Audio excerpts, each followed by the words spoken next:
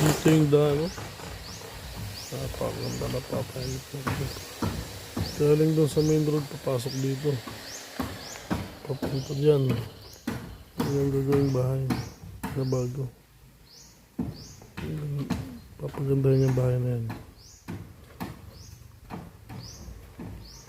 Kita ang buong Batangas doon, eh. Ayan, malapit na matapos, oh. Malapit na matapos. Ang dimulis, wala nang bubungto. Mga nagtrabaho. Mga tao dito. Plus ng kahoy sa bubong. Naka-work yan. Yan na. Yan.